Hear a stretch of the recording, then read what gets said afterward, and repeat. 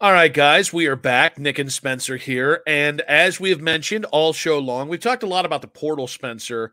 But starting tomorrow, high school recruits can sign. It's the early signing deadline.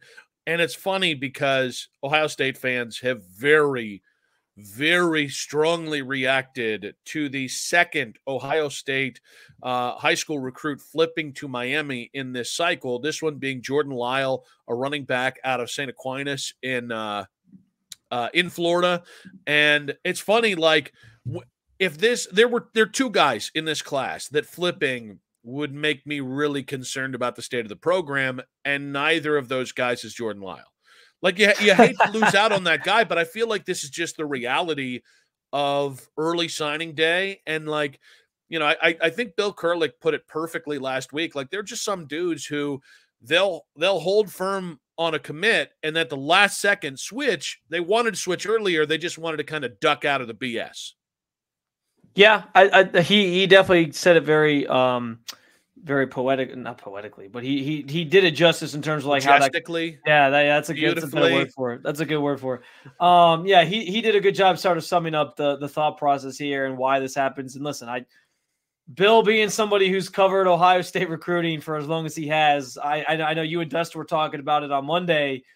25 years, like he was there when Dustin was still at Ohio State, so that tells you he's certainly been around this program. He knows kind of how it works. He knows how the process sort of flows.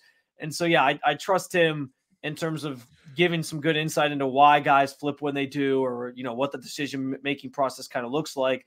And, yeah, I agree with you. You mentioned the two guys you'd be most worried about. For me, they're Jeremiah Smith and Edric Houston, because we've been talking about trying to get an edge rusher in here that is a true difference maker, which the Buckeyes have seemed to be lacking in recent recruiting classes and in recent years. And obviously we know, like, Jeremiah Smith being the top receiver in the country, keep that sort of Ohio State's kind of gone from being cornerback U or DB U to now wide receiver U, where all their wide receivers end up being these amazing NFL talents. So to get another guy in here like that is obviously impressive. There's people saying that he's coming in better than what Marvin Harrison came in as a freshman, as what people are saying. So, like, yeah, there would be reason to be concerned, I think, if he flipped, which it does based on his visit to FSU. We haven't heard anything leading up to Wednesday's signing day that indicates he is going to flip. And yeah, as long as you're getting those two guys kind of sticking together, and of course Aaron Noland, who we've talked a lot about, I think those are the guys that I'm most that you mostly want to get to Wednesday and make sure they're still on board. So real quick here, I think it's an interesting note where Ohio State fans are. In previous years, when a four-star running back, wide receiver, defensive end, when they flipped, even when Dylan Raiola flipped out of Ohio State, like the reaction has been, well, it's just a high school recruit. And I think it's funny because, like, I look at the transfer portal immediately as this guy can come in and help day one. But most of these dudes are about 2 years from now, 3 years from now than they are day one. And sometimes that changes. Sometimes you have a transitional year. But it's been interesting to see in this cycle. Like, the Buckeyes still have two other running backs committed. And one's more of like a gadget player and one's like a true running back. But like, James Peoples is a better overall recruit than Lyle is. And he's still committed to Ohio State. Like, you also have Dallas Hayden, who I think is going to be a stud next year. There's still whispers, although I don't know if I believe it, that Travion could come back. And the reason why that matters is, like, he's a good four-star recruit. And I think people are looking at Ohio State, and anything that can be perceived as negative is now taken as negative. It's like, guys, if Jeremiah Smith ends up at Florida State, you have permission to panic. If Aaron Noland, who seems airtight on his commitment, no pun intended. Pun intended. Actually, pun intended. I'm that guy, okay, as the kids say. But no, I mean, if Aaron Noland flips to Oklahoma or if he flips to USC, let's panic. You mentioned the edge rusher. Like, okay, if that guy flips, that's going to be a real concern. Outside of that, it's not that these guys don't matter, because the reality is, it is I mean, it is oil speculating in 1911. You're hoping to strike gold 7 or 8 times out of any given class, and everybody else can just be roster fodder. But like, it's a guess. So okay, well, you lost your third running back. Go find a third one. Because the funny thing is, running back's another position where you're just never going to have problems at Ohio State with the lineage of Ezekiel and Eddie George and the litany of dudes you put in the NFL. It's quarterback, running back, wide receivers. I don't worry about that unless it is the literal number one recruit in all of college football, like Jeremiah Smith. And I think, it's funny, man. Like I'll say this too real quick as you bring up Ezekiel Elliott. Like Ezekiel Elliott coming out of high school was also like a 4-star recruit. He wasn't even a 5-star guy. So yeah, like it stinks, but I think Ohio State, to your point, has a habit of turning guys that maybe aren't the top guy into something, producing that type of player. I think it's more important about like O-line recruiting and the receiver recruiting, because this offense is trying to do some other things than just run the football. But yeah, I don't know that I'm as worried about that as maybe some other fans might be.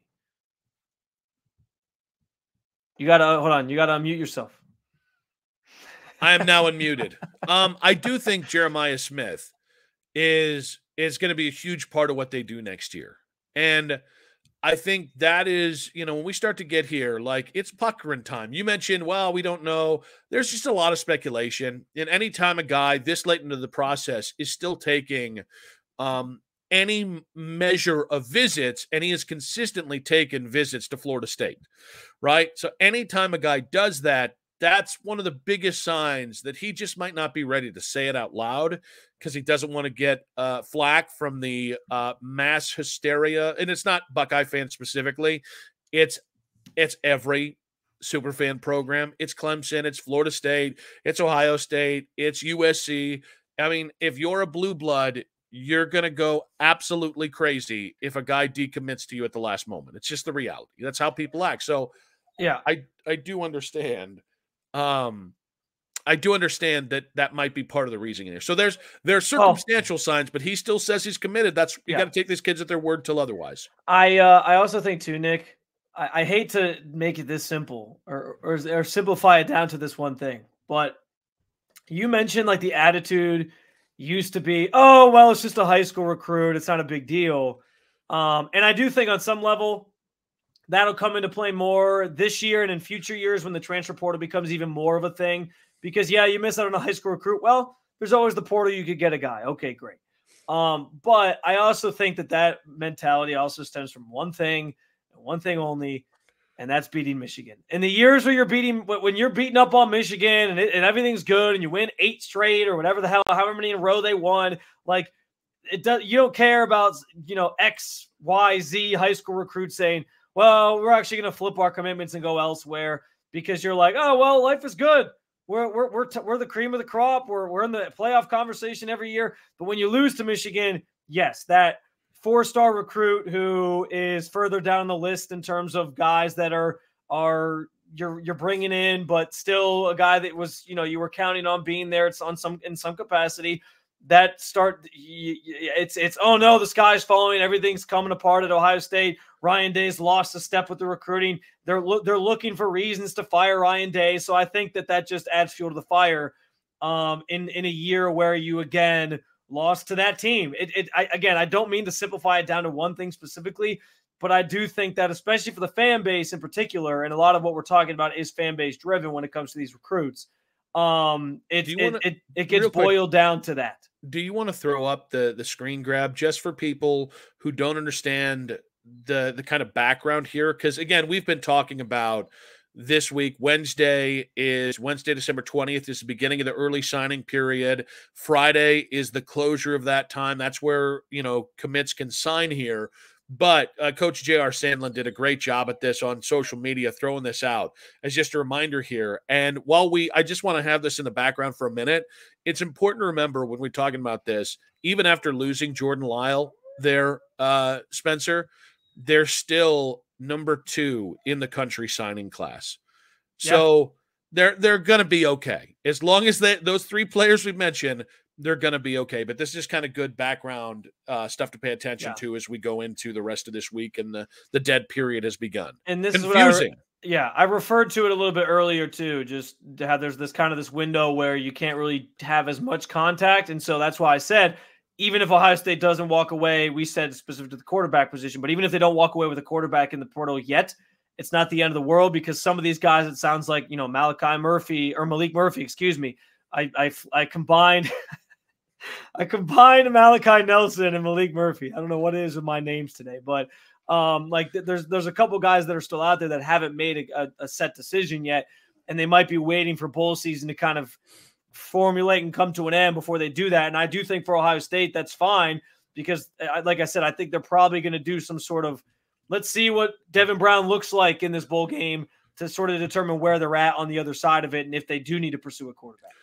All right, guys, so we will have more on the early signing day period later on this week on the second edition of Sons of the Shoe this week, which, again, you can catch everywhere you get your podcast. Please make sure to follow Apple, Spotify, the free Odyssey app, and more. But when we come back, one college football coach has a plan to fix college football. Our white knight has arrived, but first, a word from our sponsors.